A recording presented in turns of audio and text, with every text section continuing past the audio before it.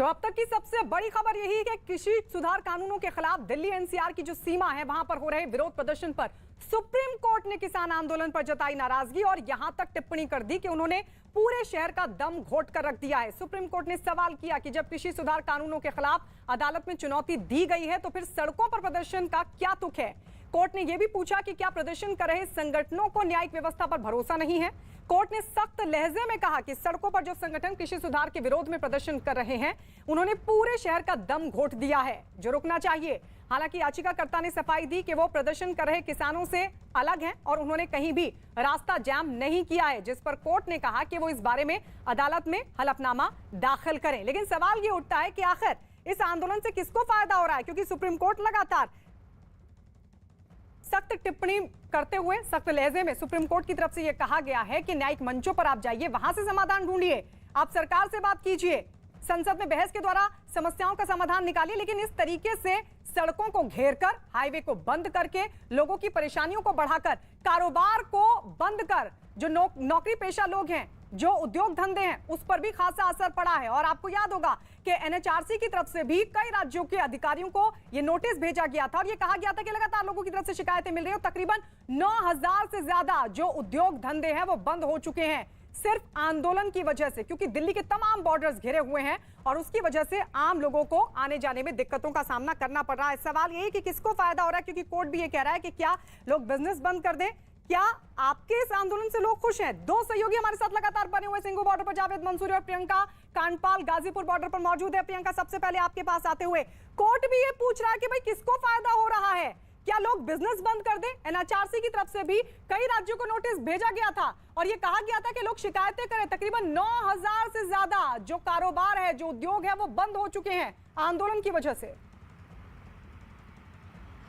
जी बिल्कुल, गाजीपुर की तस्वीरें मैं आपको यहाँ दिखाती हूँ कि क्यों ये लगातार बात उठ रही है कि लोग इससे परेशान हैं, क्योंकि ये रूट जो आप देख रहे हैं ये गाजीपुर फ्लाईओवर के नीचे का रास्ता है, जिसको फिलहाल डाइवर्जन के तौर पर इस्तेमाल किया जा रहा है, क्योंकि जो मुख्य रास्ता है जो दिल्ली से गाजियाबाद की तरफ जाता है वहां पर बैरिकेडिंग की गई है, क्योंकि यहीं से चंद कदमों के बाद किसान आंदोलन जो है वो शुरू हो जाता है। लोग वहां पर बैठे हुए हैं, तो ये बैरिकेड देख रहे हैं जिन पर लिखा गया है कि सड़क बंद है। अब जो तमाम लोग, भैया आसपास रहते हैं, आप आसपास रहते हैं, तो ये बताइए जो रास्ता है अभी तो कितना 10 महीना होगा कब से बंद है, कितनी परेशानी होती है? ये कम से कम 10 महीने हो गए बंद हुई इसको। तो आपको लोग अब कैसे क्या रूट लेते हैं? रोड क्या घूमना पड़ता है चारों तरफ। तो पहले कैसे कितनी देर में पहुंचते थे, अब कितनी देर में पहुंचते हैं? तो बहुत टाइम लगता है, पहले बहुत टाइम समझता है, 15 मिनट का लगता है, कभी 1 घंटा लगता है। अच्छा, तो 15 मिनट और कभी कभी 1 घंटा लग जाता है, बता रहे हैं, क्योंकि ये जो रूट सीधा 30 सेकंड में आपको यहाँ से पार पहुंचाता था, अब आप यहाँ से जाते हैं और ये सामने की जो आपको सड़क दिख रही है, जो गाजीपुर मंडी की सड़क है, वहां से आप ट्रैफिक से 2-4 होते हैं। पहले यहाँ भी ट्रैफिक नहीं लगा करता था, लेकिन क्योंकि सारा रूट जो दिल्ली से गाजियाबाद की तरफ जाता है अब यहीं से जाता है, तो लंबा ट्रैफिक जाम यहाँ पर हो जाता है, जिसकी वजह से वो रास्ता जो महज 30 सेकंड में लोग पार कर लिया करते थे, उसके लिए 20 मिनट से लेकर 1 घंटे तक का समय ट्रैफिक के मद्देनजर लगता है। गाजीपुर का फ्लाईओवर आपको दिखा रहे हैं जो एक तरफ से चल रहा है, यानी कि दिल्ली से गाजियाबाद तो आप चले जाएंगे, लेकिन आप जब गाजियाबाद से दिल्ली आएंगे तो इस फ्लाईओवर का इस्तेमाल नहीं कर सकते, आपको टूटे फूटे गांव के रास्तों से दिल्ली में एंटर करना पड़ रहा है। इसके साथ ही जो तमाम दुकानें, जो उद्योग बॉर्डर स्पेस है, उस पर भी इसका बहुत बुरा असर पड़ रहा है। इसी वजह से लोग परेशान नजर आ रहे हैं। जी प्रियंका, लौट रहे हैं आपके पास। सुप्रीम कोर्ट की सख्त टिप्पणी के बाद दिल्ली और हरियाणा के बीच मौजूद सिंघू बॉर्डर के आसपास रहने वाले लोगों ने किसानों से रास्ता खोल देने की अपील की। लोगों ने कहा है कि रास्ता बंद होने की वजह से इलाके में रहने वाले लोगों को काफी दिक्कतों का सामना करना पड़ता है। तो आम लोगों की परेशानी बढ़ गई है। आम लोगों की परेशानी इसलिए बढ़ गई है क्योंकि कई बॉर्डर्स, कई सड़कें पूरी तरीके से जाम है और ऐसे में लंबी दूरी तय करनी पड़ती है लोगों को। और कई जगहों पर तो हालात ही है जो अब से कुछ देर पहले जावेद भी दिखा रहे थे कि क्योंकि रोड ब्लॉक्स हैं, इसलिए जो सड़कें हैं, जो आम लोगों की गलियां, उनका इस्तेमाल हो रहा है और इससे आम लोगों की परेशानी बढ़ गई है। बच्चे जो कभी घरों के बाहर खेलते थे वो नहीं खेल पा रहे हैं, इसकी वजह से लोगों को खासी दिक्कतों का सामना करना पड़ा। लेकिन एक सच्चाई ये भी है कि कारोबार पर भी इसका खासा असर पड़ा है, नौकरी पेशा लोगों की नौकरी पर भी पड़ा है खासा असर। अपनी मांग के लिए प्रदर्शन करना चाहिए। जो लोगों को समस्या हो रही है, जो यहाँ के जो अपनी आर्थिक हालत खराब कर चुके हैं, इंडस्ट्रियल यहाँ के दुकानदार यहाँ का स्थानीय निवासी जो पीड़ा झेल रहे हैं उससे हमें बहुत हानि हो रही है। प्रोटेस्ट है, उनके पास राइट है, वो करें अपने प्रोटेस्ट को, लेकिन जितने ऑर्डर्स हैं और जो बाकी लोगों के राइट हैं, जो हमारे भी तो कुछ अधिकार हैं, हमें भी तो रोड का इस्तेमाल करना है, तो हमें भी वो हमारे अधिकारों का भी थोड़ा सम्मान करें। हर टाइम जाम लगा रहता है, एक किलोमीटर पार करने में भी लगभग 1-1.25 घंटा लग जाता है। तो आम लोग लगातार कह रहे हैं कि हमारे भी कोई अधिकार है जावेद, और यही वजह है कि देखिए 10 महीने से ज्यादा का वक्त हो चुका है, लोग शांति से सिर्फ अपील कर रहे हैं किसानों से, जबकि हमने वो तस्वीर देखी कि किस तरीके से आंदोलन हिंसक हुआ, लेकिन लोगों ने संयम बनाए हुए है और लोगों की तरफ से कहा जा रहा है कि हमारे अधिकारों की भी तो सुरक्षा होनी चाहिए। देखिए, बड़ा सवाल यही है कि जब एक तरफ किसान प्रोटेस्ट चल रहा है तो उसी से जुड़े हुए जो आसपास के इलाके हैं वहां के लोग क्या सोच रहे हैं। सिंघू गांव, जिससे सिंघू में किसान आंदोलन की पहचान है, वहां के लोग हैं हमारे साथ बातचीत करने के लिए, हम लगातार इनसे बात कर रहे हैं। आपको मैं गायत्री बता दूं, ये लोग लगातार आवाज उठाते रहे। राष्ट्रवादी परिवर्तन मंच के राजेंद्र जी हैं, जो सिर्फ ये मंच इसीलिए बना है लोगों की समस्याओं के लिए। सर, क्या क्या समस्या आपने फिगर आउट की है यहाँ पर? मेरा नाम राजेंद्र सिंह है, सिंघू ग्राम का निवासी हूँ, और राष्ट्रीय परिवर्तन मंच, ये हमारे जितने ही भाई सब जुड़े हुए हैं। हाँ। राष्ट्रीय परिवर्तन मंच जो है ना 6 महीने से एक तरफ का रास्ता खुलवाने के लिए प्रयास कर रहा है, और मंच का संचालन। आप लोगों ने बात की किसानों से रास्ता खोलने के लिए, कोई बातचीत का रास्ता निकला? हमारा जो इसका संचालन कर रहे हैं हेमंत नांदल कर रहे हैं, और किसानों से भी बात की है। किसानों ने थोड़ा सा रास्ता, जो एक टेंट जो जाटी रोड पे लगा हुआ था, वो थोड़ा हटा के लगाया है, बाकी सब एज इट इज है। सरकार से ही बात की है, प्रदर्शन भी किए गए हैं, गांव-गांव जाकर पंचायत भी की गई है, लेकिन इसका अभी तक कोई हल नहीं निकला। कोई हल नहीं निकला। कुछ लोग हैं जो आसपास काम करते हैं, थोड़ा आगे आइए, ये बताइए कि क्या दिक्कतें आप लोगों को आ रही है? आप काम करते हैं सिंघू बॉर्डर के आसपास, यहाँ आने जाने में बहुत दिक्कत आ रही है। यहाँ पे भीड़ जाम लगा रहता है बहुत लंबा लंबा, जहाँ 15 मिनट जाने में लगते हैं वहाँ 2-2 घंटे लगते जाने में। अब अच्छा, ये बहुत सी दिक्कतें आ रही है। देखिए, ये दिक्कत मोटे तौर पर अगर इस गांव की बात करें, मैं एक बार ट्रैफिक आपको दिखा दूं। गायत्री, देखिए जरा स्थिति यहाँ पर, यहाँ हर थोड़ी देर बाद इस तरह की स्थिति बन जाती है। जो हाईवे का ट्रैफिक है पूरा इस 20 से 25 फुट की सड़क पर चला जा रहा है। आप समझ सकते हैं जो गांव के लोग हैं उनके लिए कितना मुश्किल होता होगा, क्योंकि बच्चे यहाँ ये बताया जा रहा है कि सड़कों पर नहीं आते हैं। 2-3 एक्सीडेंट भी यहाँ पर हो चुके हैं। सर, किस तरह की दिक्कतें आ रही है रोड के अलावा? आप बताइए सर। दिक्कत है जी, जाम रहता है, काम धंधे सबके बंद हो गए हैं। अच्छा, हाँ, यहाँ कोई सरकार बूझने नहीं आ रही, किसान अपनी नहीं, और किसान मान नहीं रहे किसी तरह भी। आपको क्या लगता है, क्या कोई ठोस रास्ता निकालने की कोशिश की गई है अभी तक? किसको जिम्मेदार मानते हैं आप? हम तो इसको दिल्ली पुलिस जिम्मेदार मानते हैं। हाँ। दिल्ली पुलिस की वजह से सारे रास्ते बंद हैं। अगर दिल्ली पुलिस चाहे तो रास्ते खुल सकते हैं। देखिए, ये बता रहे हैं कि यहाँ अगर पुलिस चाहे तो रास्ते पर खुल जावेद, सकते अगर हैं। दिल्ली पुलिस एक्शन लेगी तो फिर सवाल ये उठेगा कि क्या आप आंदोलन को दबाना चाहते हैं? और रास्ता इसलिए भी रोका जाता है, ये समझना होगा, रास्ता इसलिए भी रोका जाता है क्योंकि बड़ी संख्या में जब लोग वहां पर इकट्ठा होते हैं, इस तरह का धरना प्रदर्शन होता है, तो एक सिक्योरिटी का बड़ा मसला होता है। आंदोलन पर किसी तरह की आंच ना हो, इसको लेकर भी सवाल खड़े होते हैं, और इसीलिए सिक्योरिटी दिल्ली पुलिस या फिर किसी भी राज्य की पुलिस की तरफ से आंदोलन को दी जाती है। लेकिन सबसे बड़ी बात यह कि सुप्रीम कोर्ट की टिप्पणी के बाद अब लगातार राजनीतिक प्रतिक्रियाएं भी सामने आ रही है। बीजेपी नेता शाहनवाज हुसैन ने आम लोगों की बढ़ती परेशानी का हवाला देते हुए किसानों से हाईवे और दूसरी सड़कों को खोलने की अपील की। उन्होंने क्या कहा, आइए सुनवाते हैं आपको। जिस तरीके से सीमाएं एकदम ब्लॉक हैं, ट्रैफिक जाम है, इस पर सुप्रीम कोर्ट ने बहुत कड़ी आपत्ति जताई है, कई कड़ी टिप्पणियां भी की है। देखिए, माननीय सुप्रीम कोर्ट ने बहुत सही बात कही है। क्या हो रहा है, आंदोलन करने का हक सबको है। हम लोग भी आंदोलन से निकले, आंदोलन हमने भी किया जब हम विपक्ष में थे, लेकिन इसका ये मतलब नहीं है कि आप आंदोलन करके आम लोगों की ज़िंदगी दुश्वार कर दें। बहुत से लोग इलाज के लिए जाते हैं, एम्बुलेंस जाती है, बहुत से लोगों को सही वक्त पे पहुंचना पड़ता है, बहुत गरीब लोग आते हैं जो नौकरी रोज़गार के लिए शहर में आते हैं। सबको आपने व्यवधान खड़ा कर दिया है, क्योंकि आप ठीक है, आप किसान आंदोलन कर रहे हैं, आप आंदोलन का ये तरीक़ा सही नहीं हो सकता। अब उनकी आँख खुलनी चाहिए, और माननीय सुप्रीम कोर्ट ने जो कहा है उसको उनको मानना चाहिए। किसी की ज़िंदगी को दुश्वार करने का हक किसान आंदोलन को नहीं है। सुप्रीम कोर्ट ने यह भी कहा टिप्पणी करते हुए कि पूरे शहर का गला दबाया हुआ है। इसके बाद आप लोग क्या चाहते हैं? इतनी कड़ी टिप्पणी जो विपक्ष के नेता बड़ी बड़ी बयानबाजी करते हैं इस आंदोलन के लिए, और किसान आंदोलन में जाकर वहाँ पर भाषणबाजी करते हैं, उनसे पूछिए कि आखिर आम लोगों के लिए जिम्मेदारी है कि नहीं। कोई आदमी अगर उधर से जा रहा है उसको कितनी दिक्कतों का सामना करना पड़ता है। इसलिए आंदोलन एक अलग विषय है, लेकिन उसके वजह से आप पूरा ब्लॉक कर दें, ये नहीं हो सकता। प्रियंका लगातार हमारे साथ बनी हुई हैं। प्रियंका, ये सच्चाई है कि कारोबार पर असर पड़ा है, उद्योगों पर असर पड़ा है, आम लोगों के लिए खासी परेशानियों का एक अंबार सा लग गया है, लेकिन ये बात किसान नेताओं को क्यों समझ नहीं आती? हम देख रहे हैं कि आम लोग महीनों से अपील कर रहे हैं संयम के साथ, लेकिन उसके बावजूद भी आंदोलन जस का तस, और आंदोलन से भी कोई समाधान निकलता हुआ नहीं दिखता। जी बिल्कुल, जब राकेश टिकैत से कल सुप्रीम कोर्ट की इस टिप्पणी के बारे में पूछा गया तो उन्होंने साफ तौर पर कहा कि उन्होंने रास्ता ब्लॉक नहीं किया है।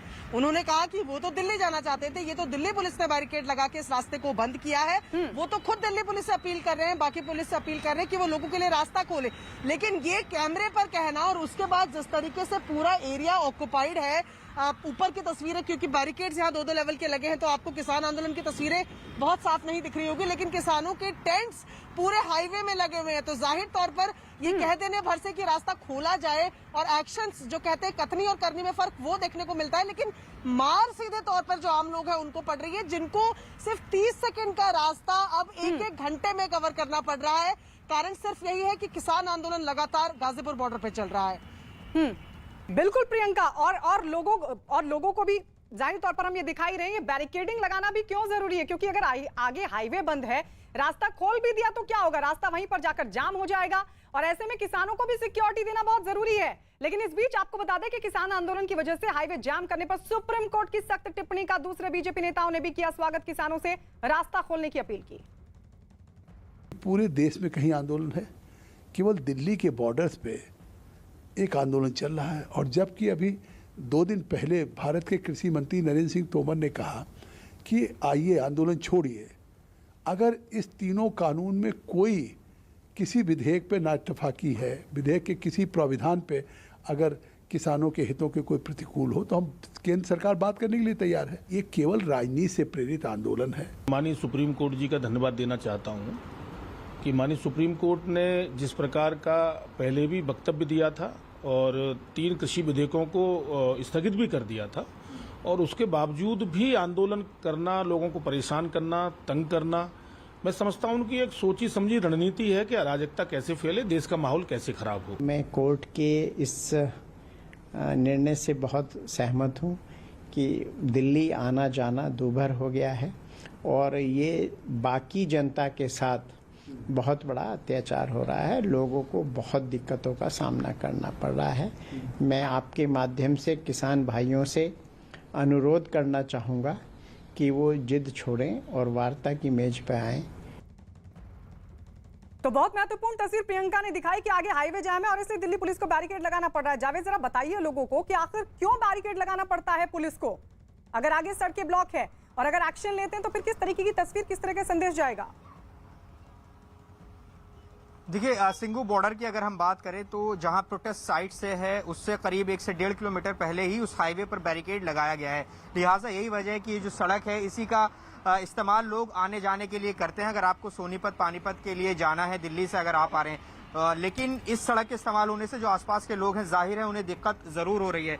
सर क्या कहेंगे, अब यही आपका जो सड़क है, छोटी सड़क, ये हाईवे बन गया है, क्या परेशानी आप लोगों को होती है? परेशानी तो बहुत है जी, हमको तो खेत में से अगर भैंसों का चारा भी लाना होता है तो 1.5 घंटा लग जाता है। अच्छा, घर से खेत तक जाने में 1-1.5 घंटा लग जाता है। इतना किसान है, आप लोग क्या कहेंगे इस पूरे आंदोलन को लेकर? हम तो यही कहेंगे जी, किसी भी गरीब इंसान का दिल दुखा के कोई भी चीज हासिल नहीं होती। यहाँ जितने लोग रहते हैं, पता नहीं कितने रेहड़ी वाले, पटड़ी वाले जो नौकरी करते हैं, उनको कितनी परेशानी है जो इनकी वजह से, जो यहाँ जीटी रोड पे बैठे हुए उनकी वजह से। नौकरी पेशा लोगों को परेशानी, आप बताइए भाई साहब, क्या समस्याएं रोड के अलावा और क्या समस्याएं आपके सामने यहाँ पर सामने? हमारी जैसे बच्चों के स्कूल खुल गए हैं, बच्चे ट्रांसपोर्ट की वजह से स्कूल नहीं जा पा रहे हैं। सब बच्चे घर पे बैठे हैं, ना स्कूल जा रहे हैं ना कहीं आ जा रहे हैं। नौकरी पेशे वाले आदमी सारे घर पे ही है। अच्छा, 3-3 घंटे हमें हाईवे तक जाने में लग जाते हैं। देखिए, ये कह रहे हैं कि जो मिनटों का रास्ता है उन्हें घंटों में तय करना पड़ता है, ये लोग कह रहे हैं। और बिल्कुल जावेद, लौट रहे हैं आपके पास सुप्रीम कोर्ट की टिप्पणी के बाद कांग्रेस के नेता दीपेंद्र सिंह हुड्डा ने किसान आंदोलन के बहाने केंद्र सरकार पर हमला बोला। क्या कहा, सुनवाते हैं आपको। हुड्डा जी, जिस तरीके से सुप्रीम कोर्ट ने कृषि कानून के नाम पर जो आंदोलन हो रहा है, सख्त टिप्पणी कही है, कहा कि आप एक शहर को गर्त में नहीं छोड़ सकते। इसके लिए जिम्मेदार कौन है? क्या किसान हरियाणा पंजाब से जब चले थे तो क्या ये हाईवे पे बैठने के चले थे या वो रामलीला ग्राउंड में जाना चाहते थे? मैं इसका जवाब चाहता हूँ। वो चाहते थे रामलीला ग्राउंड में जाके धरना दें, वही रामलीला ग्राउंड जहाँ जयप्रकाश नारायण आंदोलन हुआ, वही रामलीला ग्राउंड जहाँ अन्ना हजारे आंदोलन हुआ, वही रामलीला ग्राउंड जहाँ 70 साल में कोई भी सरकार हुई उसके खिलाफ आंदोलन होने की वहाँ इजाज़त दी गई। वो भारत के लोगों का ग्राउंड है और ये भारत के लोगों की राजधानी है। लेकिन सरकार ने कहा कि हम राजधानी के अंदर नहीं आने देंगे, तुम किसान हो, तुम्हें आने नहीं देंगे, हम तुम बॉर्डर पे ही तुम्हें बैरिकेडिंग लगा के बैठने में मजबूर कर देंगे। तो इसके लिए जिम्मेदार पूर्णतः सरकार है, जो ये आज परिस्थिति बनी है, जो किसान बैठे हैं। मुझे विश्वास है कि न्यायपालिका भी इसका संज्ञान लेगी। लेकिन सत्ताधारी पार्टी बीजेपी तो कह रही है इसके लिए जिम्मेदार तो विपक्ष ही है। विपक्ष कैसे है कि लगातार हवा दे रहा है, राकेश टिकैत के साथ अराजक तत्वों को मदद कर रहा है। नहीं, कौन कह रहा है? ये बहुत ही एक मैं समझता हूँ गैर जिम्मेदाराना, और ये जो भी सरकार के तरफ से कई मंत्रियों ने, इवन हरियाणा मुख्यमंत्री ने, कई लोगों ने बहुत गैर जिम्मेदाराना भाषा का प्रयोग किया है इस आंदोलन के लिए शुरू से ही। कोई अराजक तत्व किसी ने बताया जो आप कह रहे हैं, तो किसी ने उपद्रवी बताया, किसी ने आतंकी बताया, खालिस्तानी बताया, किसी ने कांग्रेसी बताया। तो ये उनकी बात मान ली जाए, अराजक तत्व हैं, तो हरियाणा के किसी भी गांव में जाके वो कार्यक्रम क्यों नहीं कर पा रहे? क्या हर गांव में, हरियाणा में हर गांव में सारी अराजक तत्व हैं? प्रियंका लगातार हमारे साथ बनी है। दीपेंद्र हुड्डा को आपने सुना प्रियंका, लेकिन कोई भी पार्टी क्या सर्वोच्च अदालत से बड़ी हो गई जब कोर्ट ये कह रहा है कि आप कीजिए आंदोलन, लेकिन आम लोगों को दिक्कत नहीं होनी चाहिए? जी बिल्कुल, कोर्ट ने कल साफ इस तरीके इस बात को कहा कि आप आंदोलन के चलते एक शहर को चारों तरफ से बंद नहीं कर सकते। अब यहाँ पर आप जो बैरिकेड की बात पूछी थी, यहाँ मैं आपको बताती हूँ कि ये बैरिकेड्स यहाँ पर क्यों लगाए गए हैं। जब पिछली बार ये आंदोलन शुरू हुआ था तो ये बैरिकेड्स यहाँ नहीं थे। ये बैरिकेड्स यहाँ इसलिए लगाए गए हैं कि जिस तरीके से हमने देखा कि एक प्रोटेस्ट की कोशिश की गई थी जब 26 जनवरी को, उसके बाद जो हालात रहे उसके बाद यहाँ पर प्रिकॉशनरी वे में एक बैरिकेड लगा दिया गया है, दूसरा बैरिकेड बिल्कुल किसान आंदोलन से सटा हुआ है। ऊपर की अगर बात करें तो बैरिकेडिंग इसीलिए की गई थी क्योंकि वहीं से 26 जनवरी को जो तमाम किसान थे वो आगे की तरफ बढ़े थे और उसके बाद की तस्वीरें शायद कोई कभी नहीं भूल पाएगा। यहाँ पुलिस सिक्योरिटी होने के दो कारण हैं। एक ये कि यहाँ किसान आंदोलन चल रहा है, वो कहीं उग्र ना हो जाए, उसको भी कंट्रोल करना है। इसके साथ साथ जो आसपास के लोग हैं जो बहुत ज्यादा परेशान अब हो चुके हैं, जो कई बार इन जगहों पर आंदोलन कर चुके हैं, वो अपनी परेशानियों में उग्र ना हो जाए, तो वो लॉ का जो मामला है, जो सिक्योरिटी का मामला है, वो भी पुलिस को देखना है। इसी वजह से इस तरीके से ये बैरिकेड्स लगाकर दोनों लोगों को सिक्योरिटी देने की कोशिश की गई है। जो आंदोलन कर रहे हैं वो भी, जो आसपास के लोग हैं वो भी, चाहे वो भी उग्र ना हो जाए। ये रास्ता इस तरीके से सिक्योर किया गया है कि कोई पैदल चलने वाला आदमी भी यहाँ से नहीं जा सकता है। यानी कि अगर कोई किसानों पर कुछ करने की कोशिश करे या उग्र हो जाए तो उसको भी रोकने का ये इंतजाम है। तो ऐसे में ये बैरिकेड्स भले ही लोगों की परेशानियों को बढ़ा रहे हैं, लेकिन पुलिस की तरफ से ये लॉ और सिक्योरिटी के लिए ही लगाए गए हैं। लौट रहे प्रियंका, किसान आंदोलन पर हरियाणा के गृह मंत्री अनिल विज ने एक ट्वीट किया। उन्होंने अपने ट्वीट में लिखा, किसान आंदोलन दिन प्रतिदिन हिंसक होता जा रहा है। महात्मा गांधी के देश में हिंसक आंदोलन की इजाजत नहीं दी जा सकती। किसान नेता अपने आंदोलन को संयम में रखे। तो ये ट्वीट अनिल विज की तरफ से किया गया है।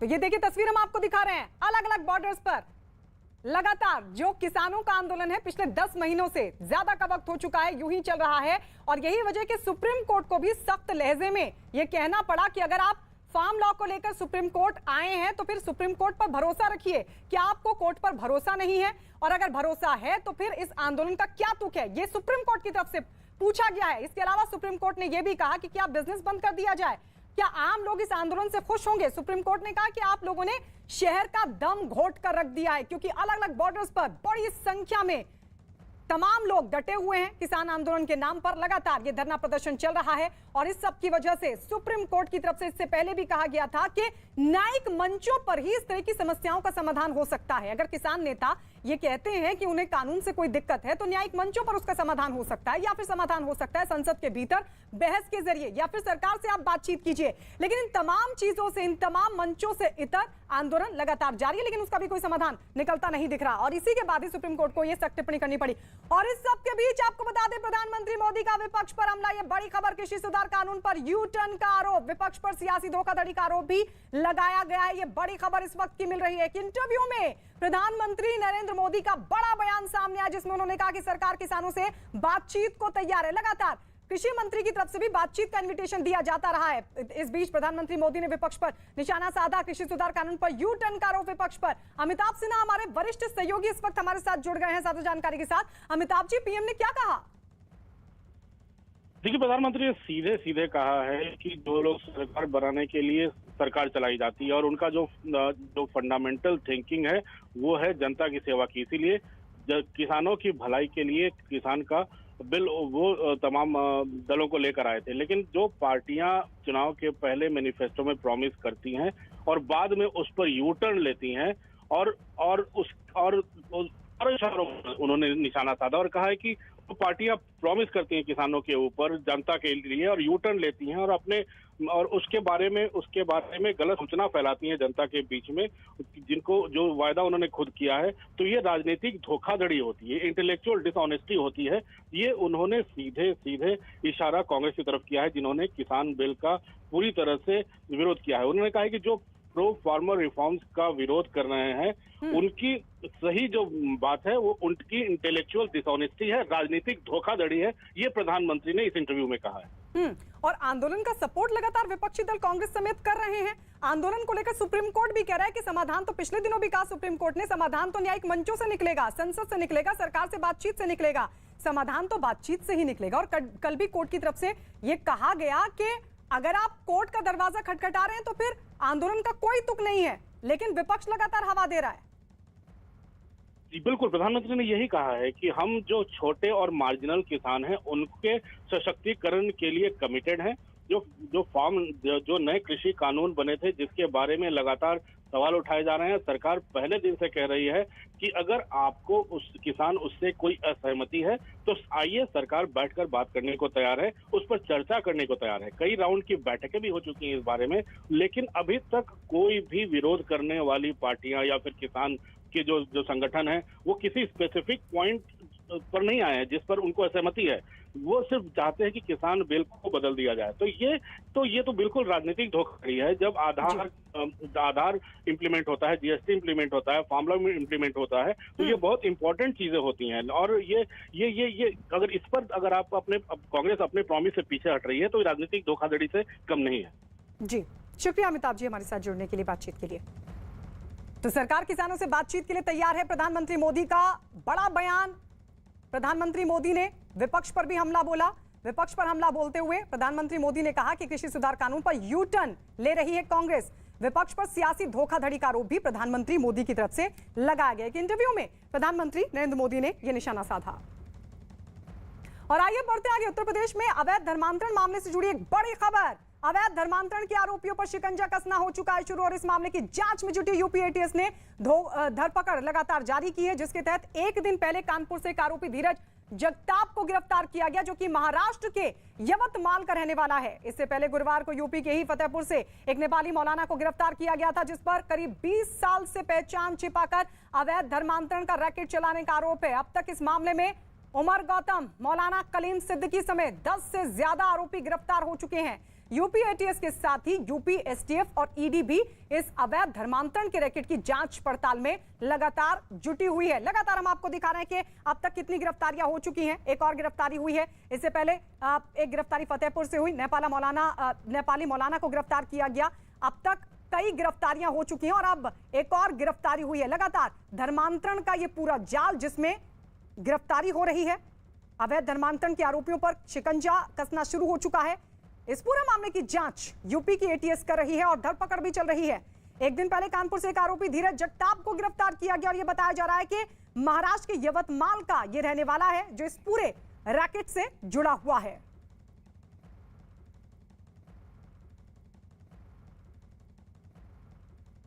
यूपी में अवैध धर्मांतरण पर हो रही कार्रवाई पर बीजेपी नेता राकेश त्रिपाठी ने कहा कि रैकेट में शामिल लोगों को बख्शा नहीं जाएगा। उत्तर प्रदेश में धर्मांतरण के मामले में जिस तरह से एटीएस ने कार्रवाई करना शुरू किया है, उससे धर्मांतरण करने वालों की पूरी ट्रेल पकड़ी जा रही है। कहां कहां उनके तार जुड़े हुए हैं, किन किन लोगों ने धर्मांतरण को षड्यंत्र बना करके किस प्रकार से डेमोग्राफी चेंज करने का प्रयास किया है, हर पहलू की जांच आज उत्तर प्रदेश की एटीएस कर रही है। हम उत्तर प्रदेश में किसी भी प्रकार के धर्मांतरण के खेल को जारी नहीं रहने दे सकते, क्योंकि ये एक भयंकर षड्यंत्र है।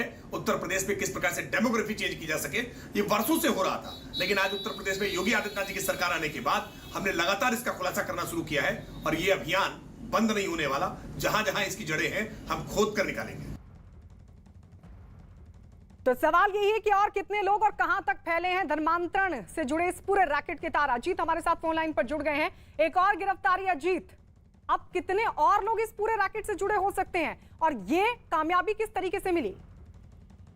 बिल्कुल, देखिए गायत्री, यूपी एटीएफ ने एक और अभियुक्त को गिरफ्तार किया और इसका नाम जगपत निवासी है पटवारी का, ये महाराष्ट्र का रहने वाला। कहा जा रहा है कि दावा ग्रुप जो है इस्लामिक यूथ फाउंडेशन, जो धर्मांतरण की गतिविधियां बड़े पैमाने पर चलाता है, उसका ये मुख्य सदस्य था और 10 वर्ष से इस्लाम धर्म अपनाने के बाद ये धर्मांतरण की गतिविधियों में शामिल था। इसके अलावा आपको बता दें, यूपी एटीएफ ने गिरफ्तार किया है।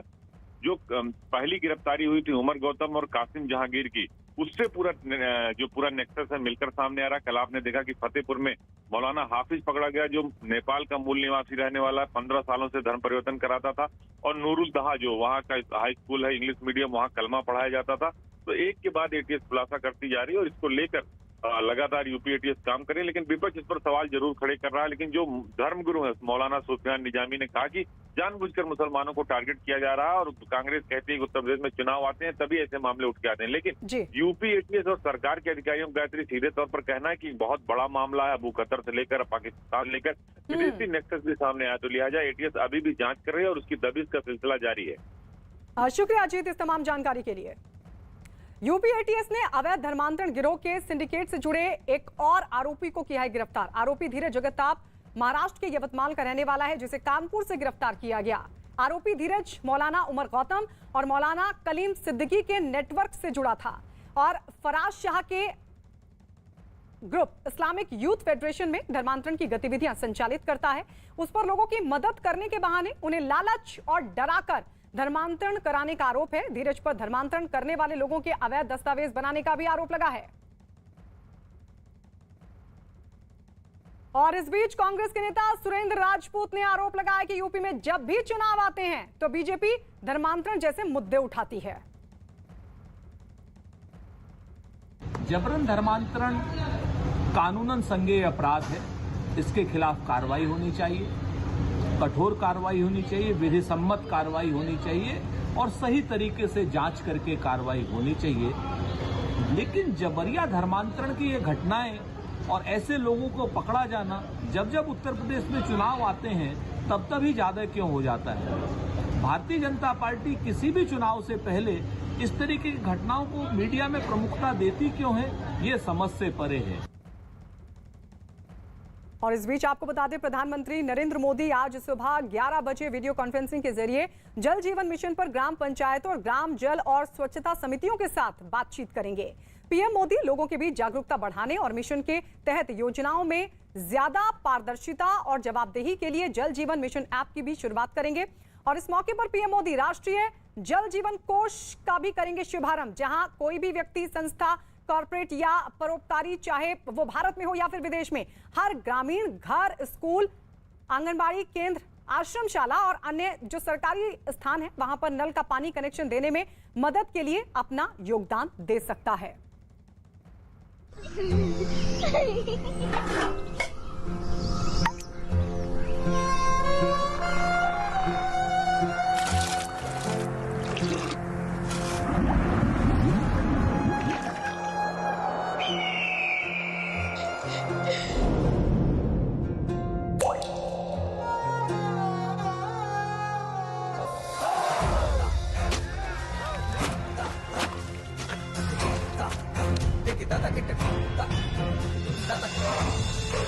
Take it